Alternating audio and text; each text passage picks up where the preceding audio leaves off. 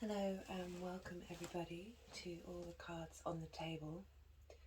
Today's reading is on the new moon in Leo for 2022, which will be happening either on the 28th or the 29th of July, depending on whereabouts you live. I just want to welcome in this beautiful new moon Leo energy.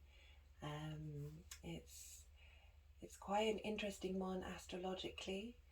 At the time of the new moon, Mercury will be squaring the North Node and South Node in Taurus and Scorpio respectively, while the North Node is conjunct Uranus in Taurus. Mercury will also be trining Chiron in Aries. So we have some quite powerful energy that's particularly the conjunction with the North Node and Uranus. This doesn't happen very often, and we're going to have Mars come into that conjunction later on at the beginning of next week, which hasn't happened since Alexander the Great. This is quite a poignant set of energies. I particularly enjoy the Mercury trine with Chiron. So this will be helping us communicate and facilitate and integrate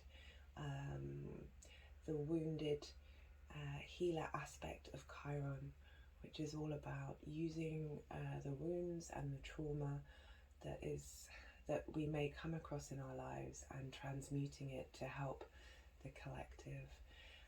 In particular, this is facilitated by the new moon in Leo, which is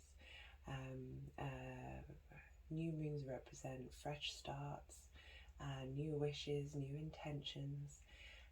Leo has the energy of the sun linked to it, and in particular, obviously, it's a lion. It's courageous and operates from a heart space. Leos have a very bright light, and they often see the light in themselves, which can be interpreted on a sort of lower vibrational level of the ego, particularly if we haven't integrated trauma from the beginning of our lives. But the Leo energy not only sees the light in themselves, but the light in others, and wishes others to see that light.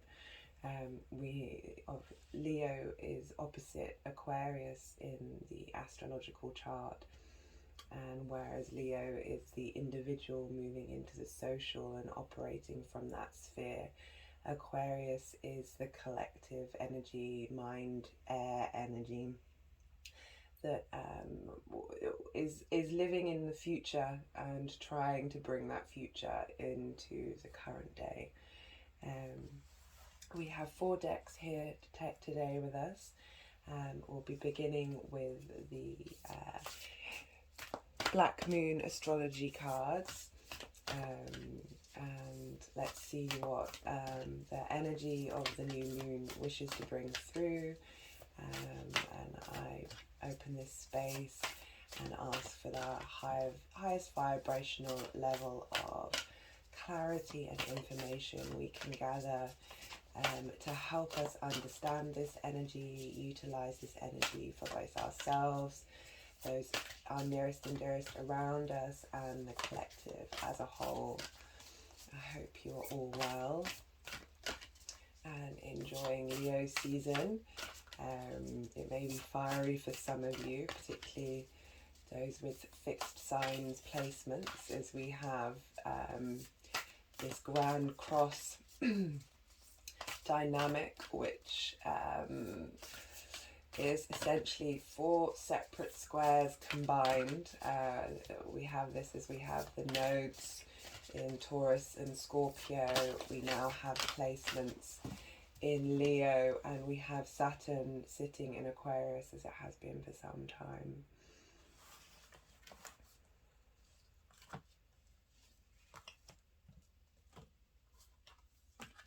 As you can see, I'm moving the cards around in arguably quite a peculiar fashion. A little bit about me is just before the Scorpio full moon in 2021, my body started moving independently of my conscious thought, and and I've been on a journey of discovery with this and with these energies, and they are the ones moving around the cards and shuffling the cards. Even though I'm speaking to you now, I go into a little bit of a disconnect to what my physical movements are doing, and just let the energies do their thing.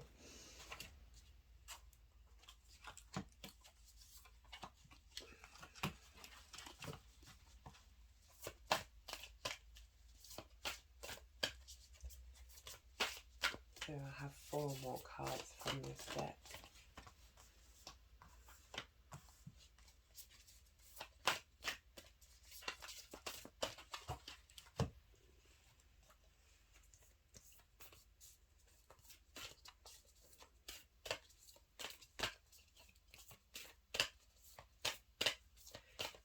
For those of you who don't know that much about astrology, as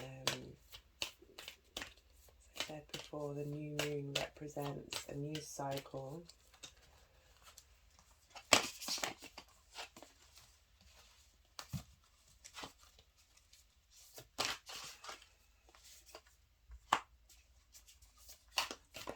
And it's a good time to set new intentions. In particular, if you are aware of your astrological chart, where Leo falls in your chart, it doesn't matter if you don't have any planets in Leo. We hold all of the 12 zodiac signs within us.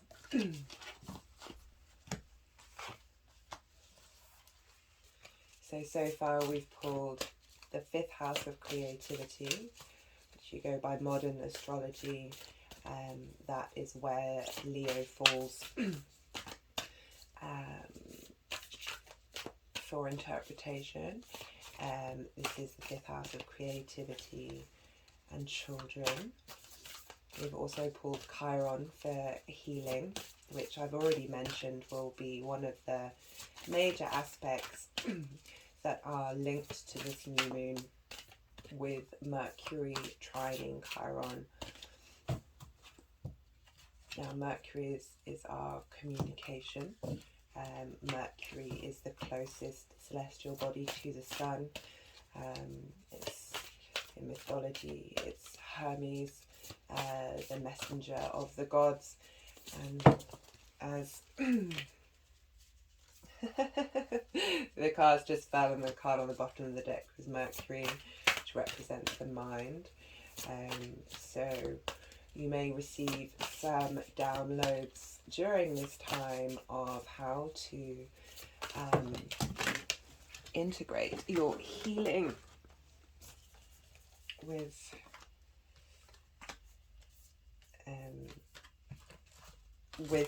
both yourself and the collective.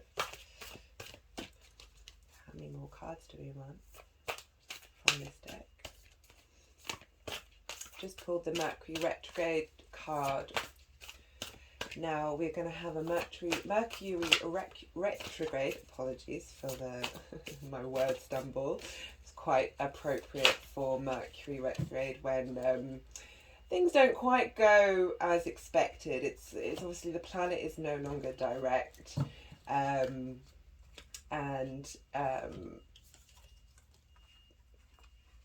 it's when the planet is closest to the Earth and furthest away from the sun. So it means revisiting, regrouping, and unlike when planets are direct, things seem to move a bit smoother. The retrograde just takes us on a more winding path.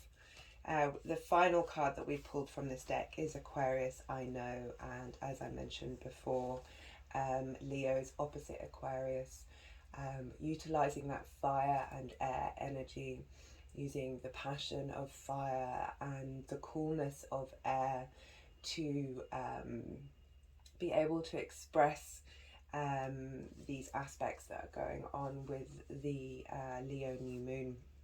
As I was saying, the Mercury retrograde isn't until Mercury moves into Libra and then goes back into Virgo. So we may not feel a culmination of this aspect with Chiron until the Mercury retrograde later on in the year.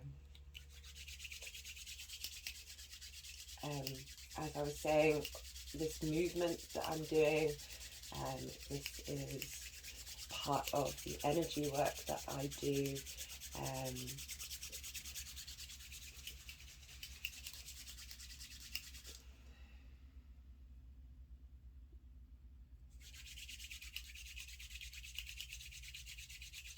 I really like that the 5th house of creativity has come through. The Leo energy. An astrologer that I enjoy called Gemini Brett, he was talking today about how the lion has a tail that's shaped like a paintbrush.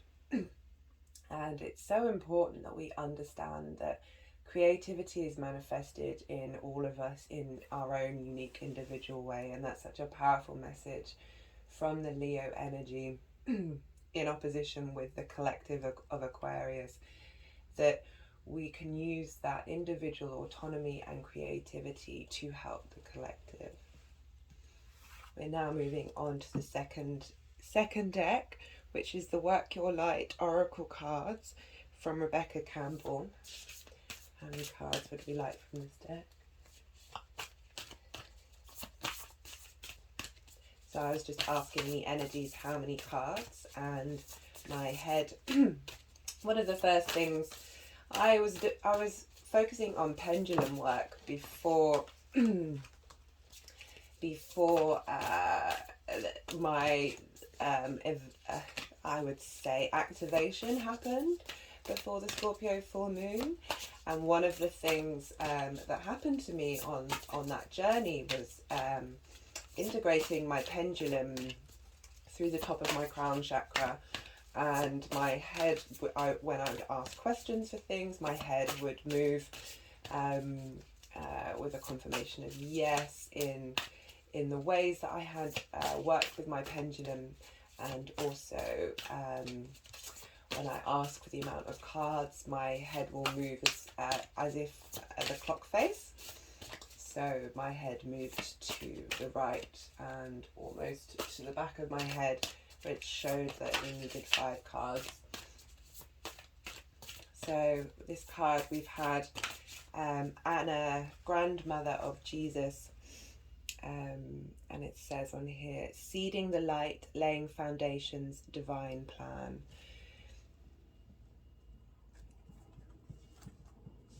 Now, as Leo, astrologically, the celestial body that is linked to Leo is the sun.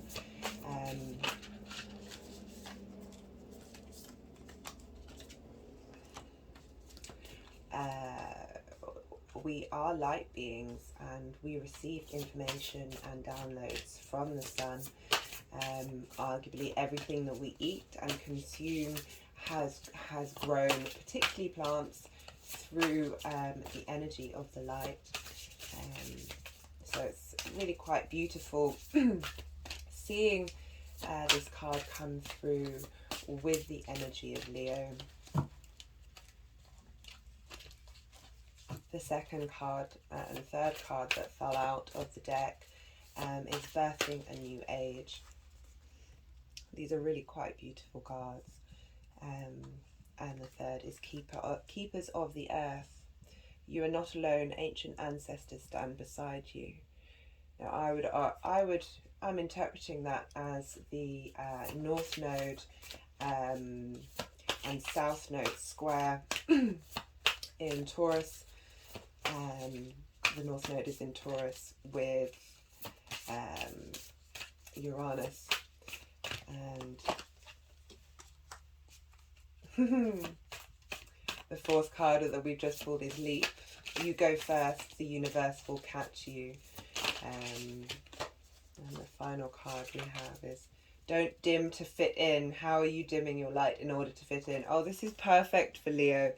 Leos often suffer, or all of us who hold Leo energy, depending on where it is in our chart, because the light is so bright within them that they often find that they have to dim their light for those around them, as it can cause people to, for those who are unable to quite see their own light, the light of the Leo can seem too blinding, and often Leos may, or the Leo aspects, as I said in your chart, you feel the need to dim that light for the comfort of others.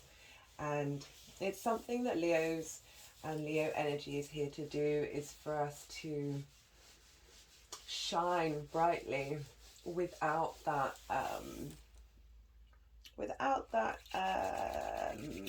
what's the word, sorry, just without that constraint. You know, I had constraint around my words just then, and you know, that's obviously one of the reasons why there can be negative aspects towards Leo and the ego, as I said before, those of us who might not have integrated the trauma that we may have had, both in this life and previous lives, that can manifest in boastful and egotistical aspects of the light. These are so what do we have here? We have seeding the light, laying foundations and divine plan. Birthing new creations. There we go again with creativity. Dreaming a new world into being. Keepers of the earth, you are not alone. Ancient ancestors stand beside you.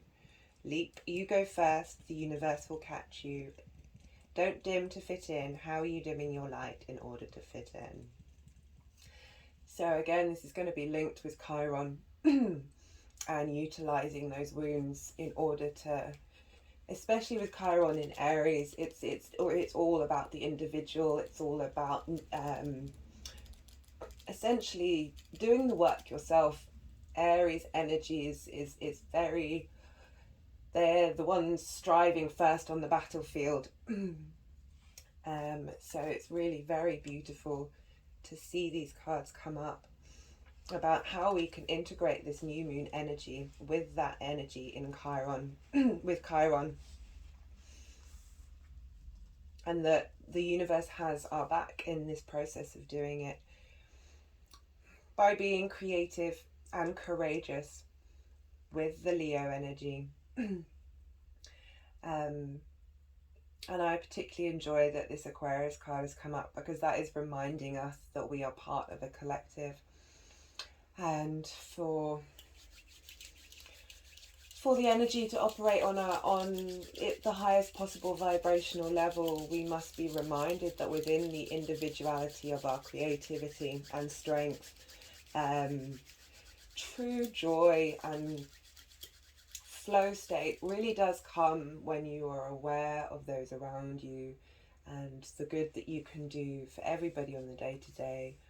You know, it's very easy for us to talk the talk, but walking the walk is what brings us peace.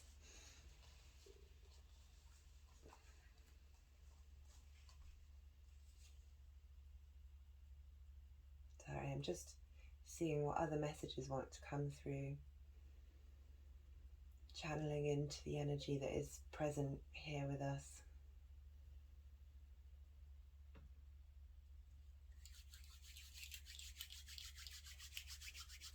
I often have a problem when reading cards is they just by themselves they seem quite self-explanatory.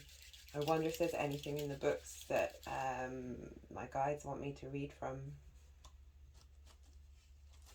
see.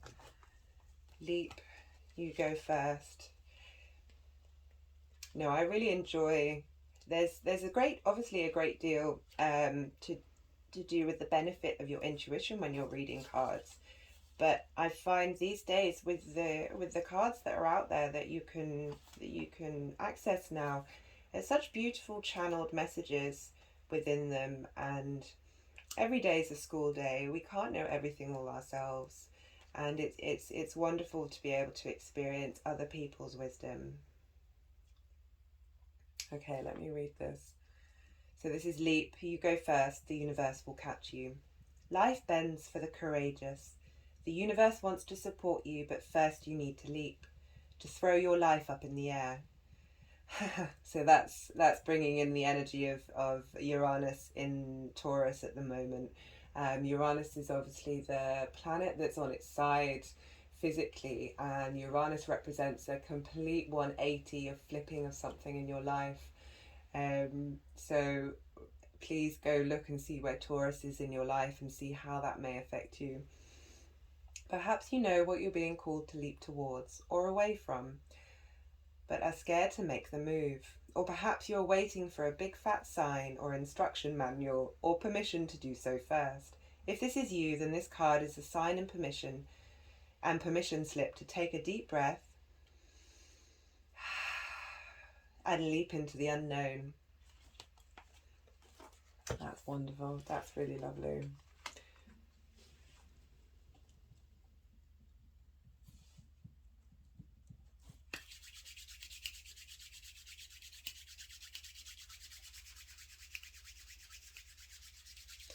So I've just placed a bit of kyanite on there, and kyanite can help rebalance all the 7 main chakras together.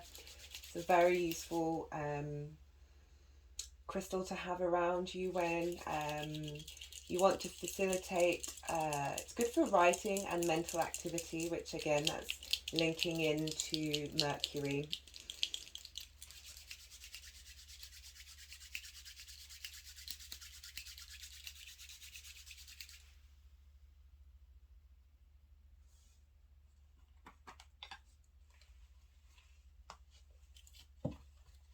Placed a pyramid with made out of shunganite, which is a wonderful filtration crystal to help clear negative blocks within you, and that's been placed on the Chiron healing card. Oh, I don't think I showed that card. Really quite a lovely card. Excuse me.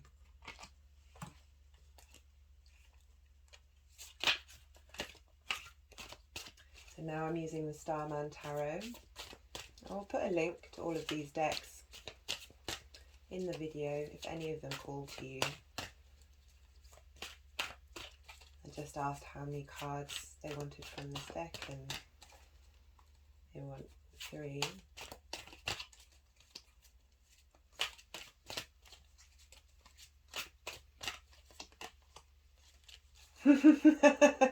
Oh, I love it. Oh, there's that meme, isn't there, about tarot and oracle cards, and essentially the oracle cards can be all quite light and fluffy.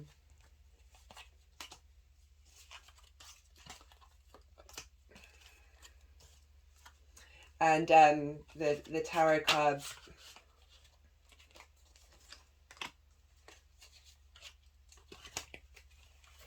can very often tell you, tell it to you straight. So the first card that came up was the Sun, and as I mentioned, each astrological sign has a part of the body that it's linked to, and a celestial body in the sky that it's linked to, and Leo is linked to the Sun in the sky and the heart in the body. Okay, I wanted one more card. So we've pulled the High Priestess, which is about tapping into your inner wisdom, your inner intuition. The High Priestess sits there to receive information, unlike the Magician, which is a more forward acting, intentional aspect of creation. The High Priestess sits with her intuition and is a receiving vessel. We've also received the King of Pentacles, very Taurian energy. Pentacles represents the earth, and what we're doing on the 3D level is to do with work, material gain, and the King is the balanced energy of the court cards. This could, for those of you out there, could represent somebody in your life, or it can represent an aspect of yourself. The final card that was pulled was the Ten of Cups, and the Ten of Cups represents is a water energy, and it's the final card in the Cup card, and it represents a culmination of everything, or a celebration, everything coming together. The cups represent emotions, so with this lovely Leo energy, we are in receipt of a beautiful bounty, and perhaps that's combined with the High Priestess. And the aspect we read from the Leap card, which is if you're waiting for a sign, here is a sign, that perhaps those of you who are watching this video, this may trigger something within you to help you connect to your intuition. And sorry if I'm shaking, it's just sometimes my body will move with these energies. This will help connect you to your inner wound, your Chiron, and help you be able to communicate and understand that both within yourself and with those around you. I often find when I speak about my own journey and my own traumas and my own healing, that others then, while you're speaking about those things, they often see an aspect of themselves within what you are saying and help to understand their own trauma and their own struggles. It's really quite a lovely spread. It's incorporating both the tricky aspects. Squares squares get a bad rep, so this is when two planets or two two points on your chart are 90 degrees away from each other, so they produce a hard angle, and Mars is the represents the energy of a square. So there is the interpretation of these two energies at the moment headbutting each other and creating delays and frictions and struggle. But the square energy is a very stable energy, and pardon me. And once these energies overcome the initial frustration with one another, they hold an incredibly strong foundation for you, maybe not straight away in life, but certainly later on in life, that have deep roots, very deep roots. And we have this grand fixed square, which is, as I said, 4 squares on top of all with each other, and that's a very powerful energy that may seem that there are setbacks and delays and confrontation and struggle, but once you move through these and integrate all these aspects, you will provide a great deal of strength within yourself to be able to carry on out in this world that we're currently living in, which is not easy, to say the least.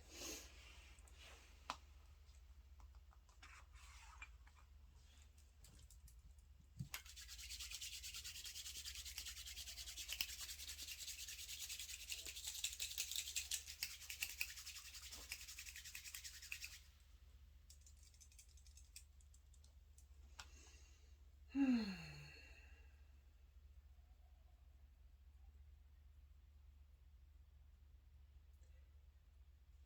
I wonder how long this video is. Okay, only 30 minutes. So I really wanted to pull a card for every sign to help add another aspect of integration with this new moon energy.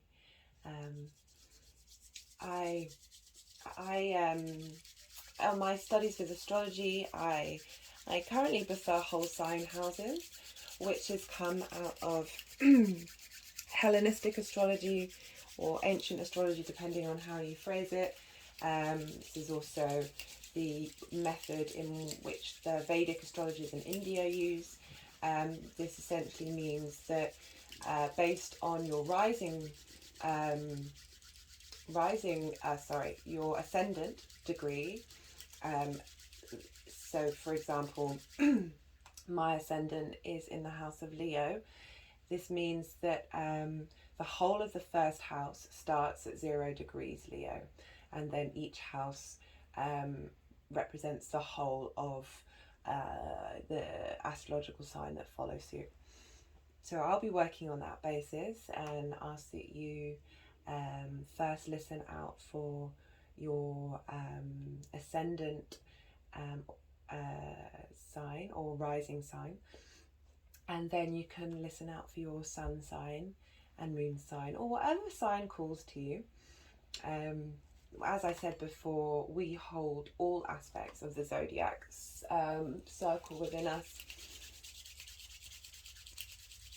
So, say for example, you don't have any planets or asteroids or points in a certain sign,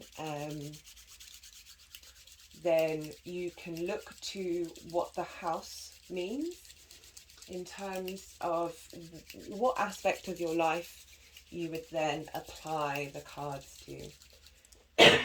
Apologies.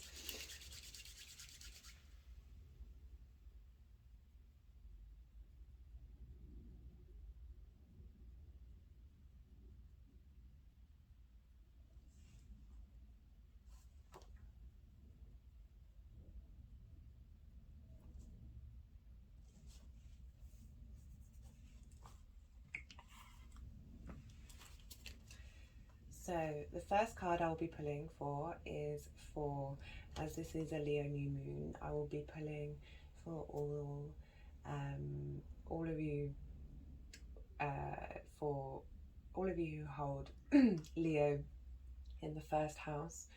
And obviously, as I've just said, this can apply to wherever you hold Leo in your astrological sign.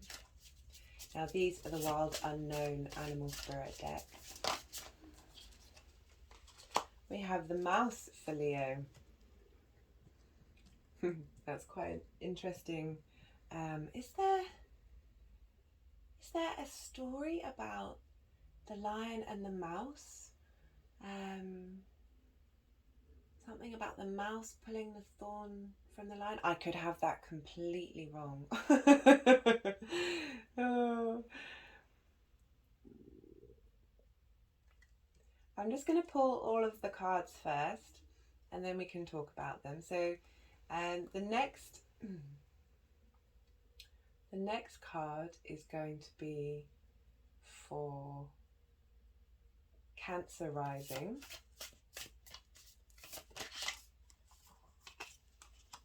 We have the fox. I'll hold all of these cards up to the camera when we go through them. And now the next card will be for Gemini rising.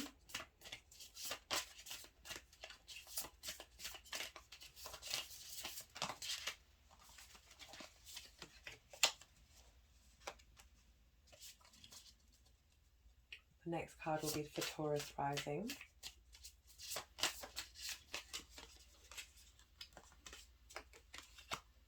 We have the dragon. Aries rising.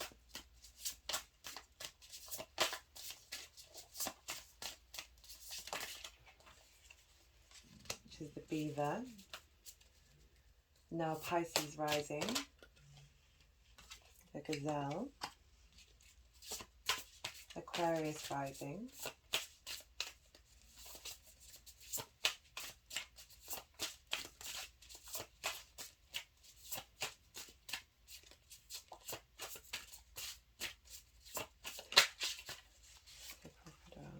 I'm doing it in this order, so when I do read through them, I will be going from the first house all the way round to the 12th house.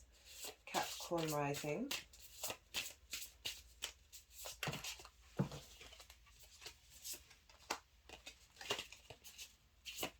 Sagittarius rising,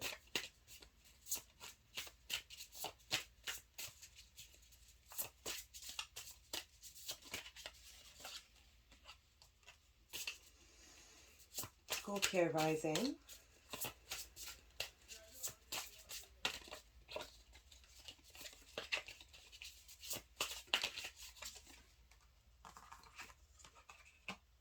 Libra rising,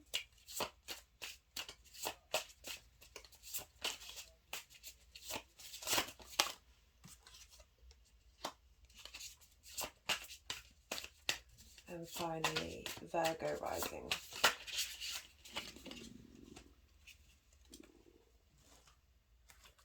So I'm going to have to get the book out because I have not used this deck enough to be able to read off from the top of my head what these represent. And I'd like to get Krans is amazing. I think she's fabulous. She's just released a new deck which I'm looking forward to one day having in my life. Okay, so where were we? We have the mouse card,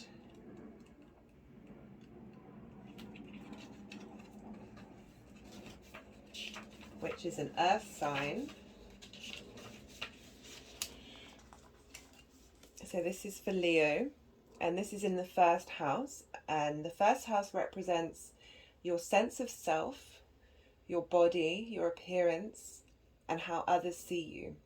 In ancient astrology and Vedic astrology, your ascendant is actually more important than your sun, depending on certain aspects in the rest of your chart. In Hellenistic astrology, they called the ascendant the helmsman, as we are a ship going through the cosmic universe. The ascendant is the one, the helmsman is the one at the helm of the ship, pointing the direction of where you should go. So we have the mouse. The mouse has an innate desire to tend to the details. It often spends its day fixing, preparing, organising and scrutinising. Unfortunately, a mouse personality doesn't notice when they've gone too far. Soon they begin to have limited and fearful vision of life and try to control every detail. This can be quite a painful experience for both the mouse and those around them. When mouse energy is at play, step back for a moment. It may be time to find a more purposeful project to delve into, one that is worthy of your exacting eye. When in balance, organised, resourceful, prepared. When out of balance, busy with no purpose. To bring into balance a meaningful project. Now, with this energy in the first house, one might be sort of fixated on how others see you and your appearance and whether you look good. And while those things are important, for sure, they may not hold they may not hold the right space and represent a meaningful project. As it says here, they may be keeping you busy without purpose, and it's important to bring that energy and focus into perhaps being mindful about what you eat and the exercise that you do. And while obviously holding other people's opinions as important, not being blinded by this energy that's in the first house as all consuming, and realizing that it's your own inner worth that's important. That's apologies. I'm reading for Leo. So now we have Fox, which is for Cancer. Leo, Cancer rising. So the Leo will fall in your second house, and your second house represents your values and your possessions. So arguably the 12 houses represent the stages of life from birth till death.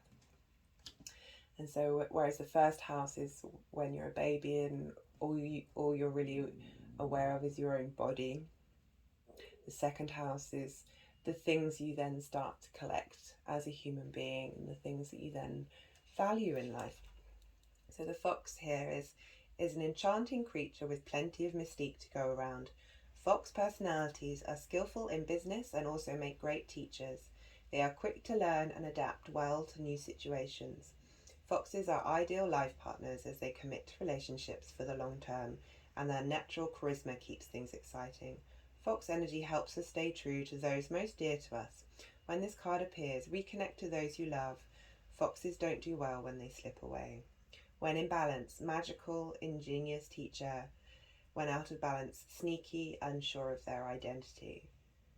Bring into balance partnership and connection. Now with Cancer energy, Cancer is obviously about, they're very emotional and connected to the home. And I feel with this energy that Cancers tend to lose themselves in others and others' needs. And with this Leo falling in the second house, it's really about prioritizing your own needs and using this ability to adapt to new situations and learn from them, to prioritize and work out what it is that are your values rather than the values of others.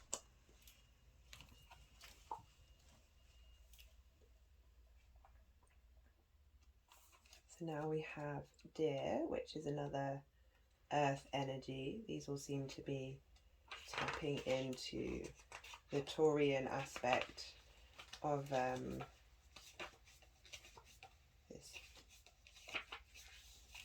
So this is for Gemini rising. The Deer represents the feminine aspects of the earth energy. This energy is available to all creatures, regardless of gender, but is especially potent in new parents. During the first few days, they are fully present, nurturing and calm. Their inner beauty radiates, and a sense of grace calms the room. A Deer personality affects others in this way, drawing them towards a quiet tenderness. The Deer card may appear when a birth or a celebration of new life draws near, or when a situation calls for absolute gentleness and compassion. When in balance, receptive, compassionate and nurturing. When out of balance, concerned, protective. Bring into balance nature and children. So Gemini rising, Leo falls in the third house, which is about your day-to-day activities, day-to-day communication, school, and in ancient astrology, this house was called the house of the goddess, which is all about daily ritual. So with Gemini, I feel like this is asking the Gemini to slow down and to be fully present and nurturing with those around them and in their day-to-day communication. It may be quite tricky with the Leo energy there, mixed with the Gemini, of being quite boisterous and slightly combative. And I feel like this card is asking the Gemini to be more intuitive and graceful with their energy when they're talking to others.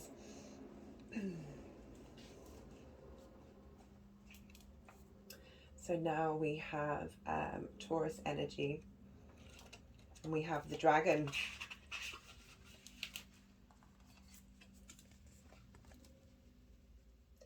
Seeing one's most true self, balancing the ego. The dragon sees everything.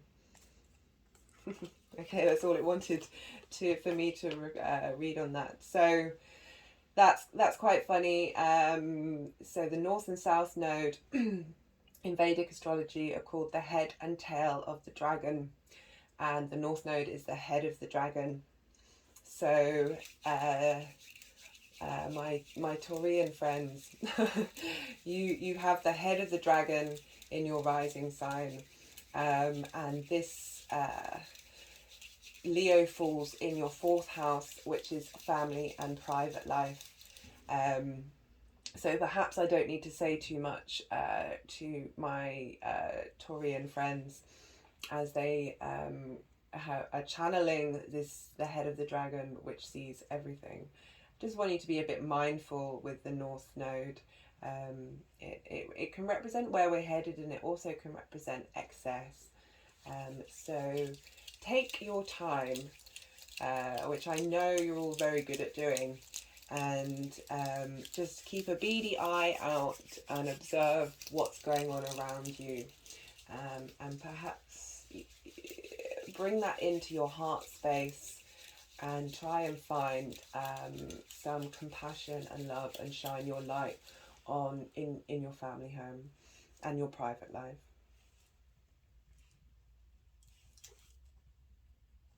So next we have Aries and the beaver.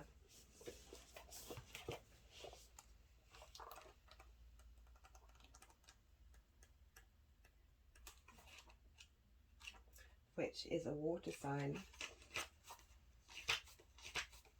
Apologies if I'm taking a little while longer. This book doesn't have an index in it, so I'm having to flick through. Hard worker, loyal, tireless, family first. The beaver's personality is a welcome sight. These good-natured and dependable creatures have infinite love and enthusiasm for family and express it by way of the earth element. Although a beaver doesn't usually initiate a project once started, they'll work steadily for weeks, months or years to see it through. The beaver card appears when the task at hand requires your long-term steady effort. It can also signify it's time for some selfless service. When in balance, happy, meaningful work. When out of balance, feels useless, worn out. Bring into balance physical labour and selfless service. So this is for Aries, and I should imagine this might be a bit of a tricky energy for Aries to bring in. I feel like these cards are helping us bring in some shadow work to help us work with that Chiron energy and the Leo heart energy. And this falls in the 5th house, which is about creativity and children. And Aries are very good at starting things. You're the first sign of the zodiac. It's a cardinal sign. It's something that comes very naturally to you. But taking your time and being mindful and putting in the long haul work can be a struggle. Each sign has its own struggle. And I feel that this may be a wound that has been throughout your life. That a frustration of not necessarily being able to commit to one thing or another, and constantly going forth in many different directions. This energy is asking you to look at that wound and really try and integrate it within you, and make some steps. It doesn't matter what it's in. As I say, it may be to do with your children if you have them, or children around you, or that creative energy that can be utilized in any way. You just take a little time and effort to just do a little, take a little more, just the time and effort to, I get a little flustered when they put the cards down, because that tends to signify that I should stop talking and move on to something else. I just want to just a little more stability, and doing, as it says, maybe a bit of physical work, get out into the garden, and make a conscious effort to, say, do it every day for a week or a bit longer, or however long going further than you're usually used to requires. So next up we have Pisces rising, and we have the gazelle, which is a fire sign. So heightened awareness and ability. The gazelle represents supreme grace. With every move, this awe-inspiring beauty emits sophistication and elegance. Gazelle personalities are often hyper-aware of their surroundings, bordering on hyper-vigilant, and this can inhibit them from enjoying the beauty they've spent so much effort cultivating. No more worrying about all those predators out there in the wild. When this card appears, it's time to get back to the present moment, sit down, find your breath, and acknowledge the bounty that surrounds you. Let it nourish your gentle spirit. When in balance, graceful, perceptive, artistic. When out of balance, food allergies, insomnia, mind racing. So this is coming up in the 6th house, which represents work, illness, and sickness. Perhaps the Pisceans out there need to just take a little time away from work and focus more on their personal health.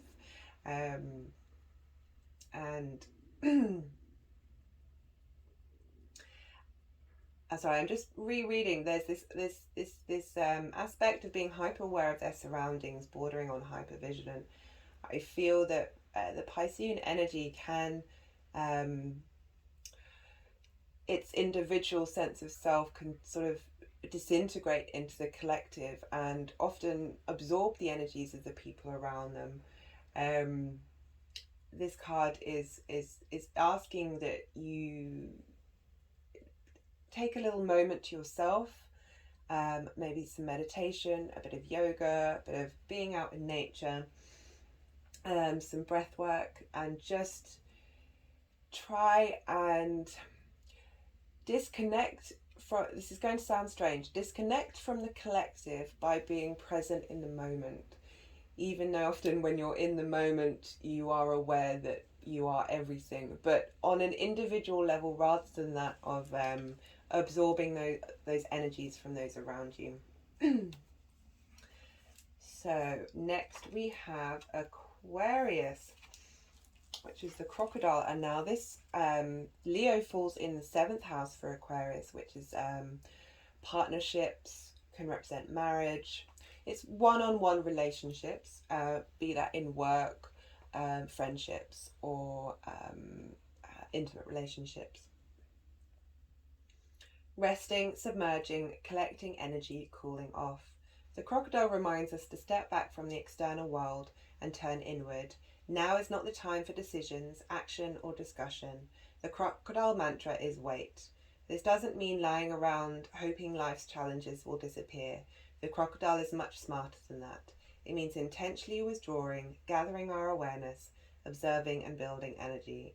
Fill up the vital reserves so your next move comes from a place of wisdom and power. When in balance, wise, patient, a silent powerhouse. When out of balance, feels stuck, lashes out. Bringing into balance, rest. So this could be that the Leo energy is quite fiery in that area of your life right now. In particular, with the squares that are going on both in your 1st house and your 10th and your 4th. And this is, rather than being cool, rather than so the Aquarius energy, you can struggle a little with thinking on more of a personal level than a collective level. And while this energy is in your 7th house, this very fiery, heart-centered energy, it might be a little fictitious for you to make snap judgments and really finding that balance with the rest and pausing and observing what's going on rather than and stepping into that heart space. And arguably the lion sleeps 22 hours a day, so really channel that Leo energy of sitting into your heart and having a good old nap. Right, the next we have is for Capricorn rising, and we have the elk. Stable, resilient, headstrong, the father. The great elk represents the earth element in its masculine form. It means it provides underlying support and stability amidst life's many changes. An elk personality, whether male or female, is fully established in themselves and knows their core values. They become known and respected for acting in ways that uphold those values. Sometimes the elk's ego can be inflated, but for the most part they make damn good fathers, mothers, lovers and friends. The world needs more elk energy. When in balance, supportive, kind, consistent. When out of balance, pretentious, high and mighty. So this Capricorn is falling in your 8th house, which deals with other people's debts, inheritance and death. So, I mean, this card, it does tick a lot of the Capricorn boxes. Interesting though, this is where Leo's falling. So, it's asking you to be supportive and kind with this Leo energy that might inflate your ego. I wonder if there may be well, I don't like to link death entirely to the whole of Capricorn rising, but there may be some of you out there who are needing to really channel your own Capricorn energy to and the heart energy of Leo to others around you, and using that compassion to navigate these difficult waters of the 8th house. Like, you've got it all within you already. So next we have Sagittarius rising, and we have the black egg. Now this falls in your 9th house, which represents higher education, foreign travel and God. The black egg, speaking from an authentic voice, the truth. The black egg contains one of life's essential treasures, the truth. Now, Sagittarius represents is ruling planet is Jupiter, and Jupiter often represents the law and the truth. And you have this in your 9th house, which and you've got this trine with the Leo new moon with your ascendant, which will be about bringing the truth from God, the universe, whatever higher power you may link to, back into your body, and finding the truth through that way. Yeah. Sorry, I'm just channeling some of this energy. Sagittarius represents the preacher, so you have that quite strongly within you already, and with the aspects in Aries, you'll be having a grand trine that will be really facilitating one another, looking out for that truth that we have coming with us. Right, so next we have Scorpio rising, which is the frog.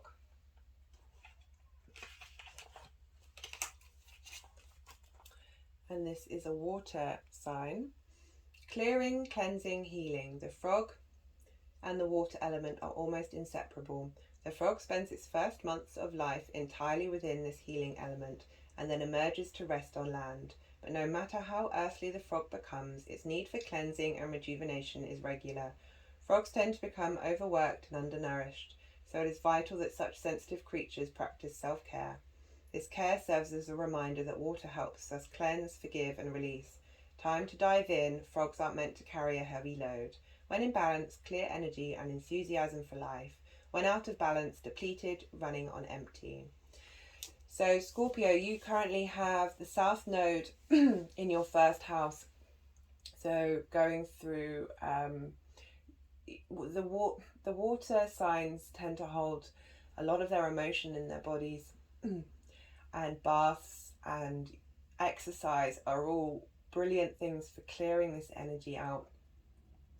So this is not at all surprising that this is the card that's being called, because this is maybe something that we forget to do and forget to acknowledge, and are unaware perhaps that trauma and emotions get stored in our body. So it's really important, Scorpio, that you use this time, this potentially, I don't want to say difficult, so please take what you will from what I'm saying, but certainly complicated and interesting multi-vibrational time that you're going through with the South Node through the house of your body. And you will have Leo in your 10th house, which is that of career, how the outside world see you, and yeah, so with that energy in Leo squaring you, there may be some new light shed onto you in this house, that might bring up a lot of emotions. Maybe it's a new start in your career, things are changing, maybe you started to think about going in a different direction for your career, and all of this is quite a lot to take on. So please be aware to cleanse yourself of your energy and other people's energy, and do this through the element of water. This feels quite important. Lots of showers, lots of baths, maybe get in the ocean, or whatever you can to do to facilitate that. So we've got two more left. We've got Libra, which is the hawk, which is an air sign. Here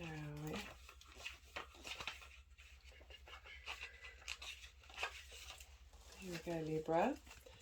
So this this new moon is going to fall in your house, 11th house, which is the house of friends, groups, alliances, hopes and wishes. The sharp eyes of the hawk watch our every move. This keen-eyed bird has the ability to see every little detail as well as the bigger picture. When this card appears, fate has its eyes on you, and the winds are shifting. It is said that the hawk carries news upon its wings and is sent from a divinity itself to deliver it. The message should not be taken lightly. Though it may seem small or insignificant, it will eventually redirect your course. When in balance, sees clearly, intuitive. When out of balance, sees too much, suspicious. So perhaps you'll be receiving a message through your friends or groups that are helping facilitate your hopes. Okay, there we go. And finally, we have Virgo, which is buffalo. Now with Virgo, one second. Where are you, buffalo? So this, for Virgo rising, this is going to fall in your 12th house, which represents rest, isolation. On my experience, it tends to represent the mystical, past lives. It also deals with mental health. So for Virgo, the hooves of the mighty buffalo are grounded in the earth, yet its heart and mind rise towards heaven. The buffalo sees challenge, hardship, or a bump in the road as an opportunity for upliftment. Therefore, the buffalo does not fear death, illness, or misfortune. Its gentle eyes look to the road ahead, trusting every turn. May we all experience this elusive yet life-changing bliss from time to time, and may we all allow this card to remind us that life is a precious gift. When in balance, trusting, pure presence. When out of balance, restless, lacks gratitude. So it could be that you are already in this energy, or that you need to channel this energy while going through Leo season, which is the 12th house is obviously often the unseen and the hidden, and drawing in this stability of the buffalo may help you work through those challenges, and doing so with the spark of the Leo heart will help you see whatever you may be going through, particularly with this Chiron aspect, that our whole lives are lessons, and everything that we encounter, however we look at it, we can help integrate once we move through the different stages of emotions that we need to move through. We may need, Virgo, you just may need to keep hold of the earth energy that's within you to get through the fire of Leo. Well, there we go, that's it. That was quite a long video. I hope you all enjoy it. I shall be hopefully getting new and full moon videos out, as well as videos on things out in the universe and the world that I find interesting, and be channeling messages from my guides and energies that I work with to help bring some clarity and information through. Please take whatever I say, whatever resonates with you. My words are starting to fail me. Please, whatever resonates with you resonates with you. Not everything is for everybody. This is obviously a general reading, and I'm sending you so much love for wherever you are in the world, and I hope this new moon energy brings everything you need on the highest vibrational level to help us elevate the consciousness of the universe. And with that, I will bid you adieu.